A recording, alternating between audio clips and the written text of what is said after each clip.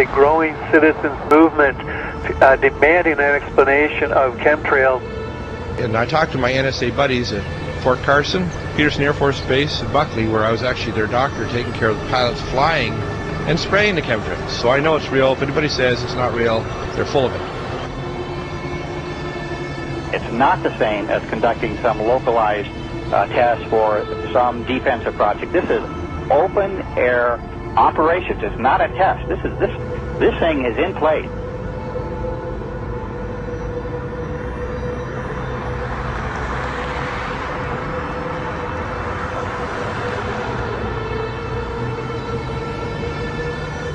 It didn't start till about 1996. Exactly. And, growing up my whole life, a condensation trail just did, the 20 seconds, a minute, 2 minutes. And now it can be in the summer at like 4,000 feet, and there's these big clouds behind jets. Some jets leave it behind, leave a trail behind them. Other jets at the same flight level, same altitude don't. And, instead of just getting into are they spraying us or what's changed in the jet fuel or what's changed in the atmosphere, there are tens of thousands of declassified admissions under different programs where different Pentagon programs, different agencies of the government have tested chemical, biological, and radiological agents on the American people. Talking about this a few years ago was extremely dangerous. Now that we have YouTube and more social networking devices, such as even Rupert's MySpace, this is really getting out in such a way that they can't control it. They must just be really, if you could use the expression, shitting themselves over this, because they can't control people now talking about the elephant in the room, what is so obvious to all of us. There's a feeling from that area that the state doing all of these weather modification programs might not be doing it for the benefit of the citizens of Texas and other states that they may impact as well. Well, many of the planes that we're seeing here in Abilene will actually turn whatever they're spraying on and off right before our eyes. I mean, you'll see a plane up there flying like normal, and then all of a sudden it starts spraying. We've seen them fly off into the distance and then loop around and fly back again. These are not your typical planes with a preordained path destination from city to city. Someone needs to explain to me why do they stop traveling in one particular direction and then loop around and come back again. They perform this behavior so many times that we start seeing the tic-tac-toe grids in the sky. We're witnessing the giant X's. And I mean, Rosalind, when you and I grew up, these contrails naturally dissipated in a few seconds or perhaps a minute max.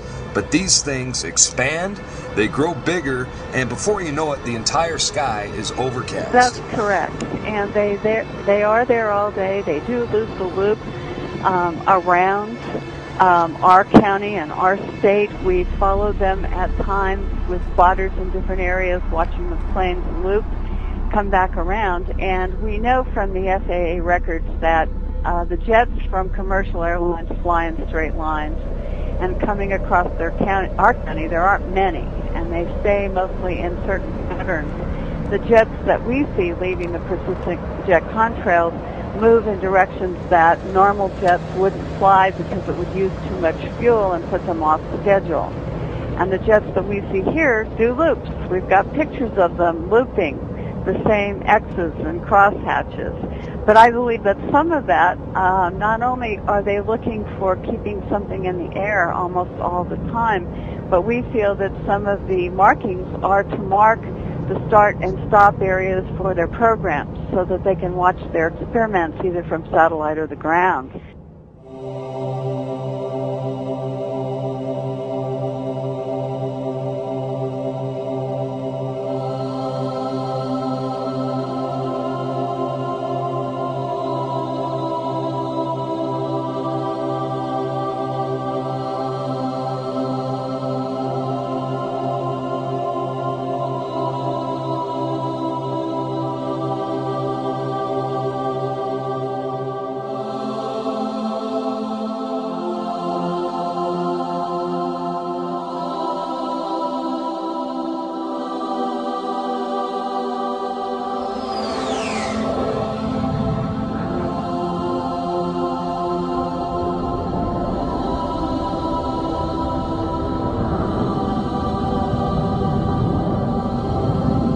Why do they want to keep this quiet? Why aren't they talking about this? Why don't they want us talking about it? And you can only come to the conclusion that they're hiding something. Now, do you believe that this is a full-scale secret operation that includes not only the U.S. but Europe and the rest of the world?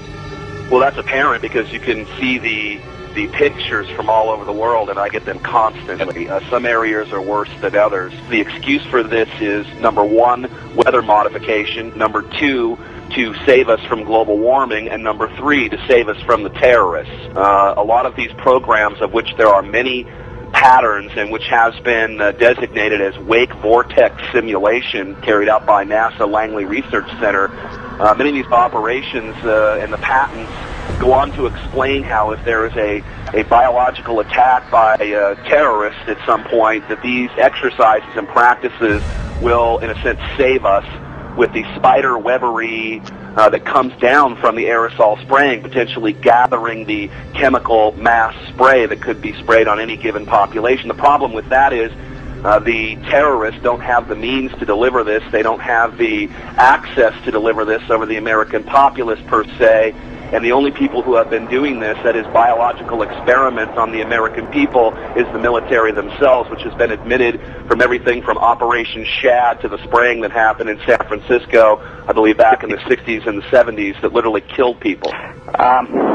Again, I may not be able to ascribe intent, but what I can say is that it is expected that there will be increased mortality as well as the potential of a huge host of unknown pathogens that we are subject to, and this is not based on speculation. There's a whole arena of biological research that we haven't even begun to touch on. Could a strange substance found by a Southwest Arkansas man be part of a government found in our sample? At a community in the San Bernardino Mountains has a real mystery on its hands. The official explanation here is that jet contrails are causing strange lines in the sky. What effects barium has on the body.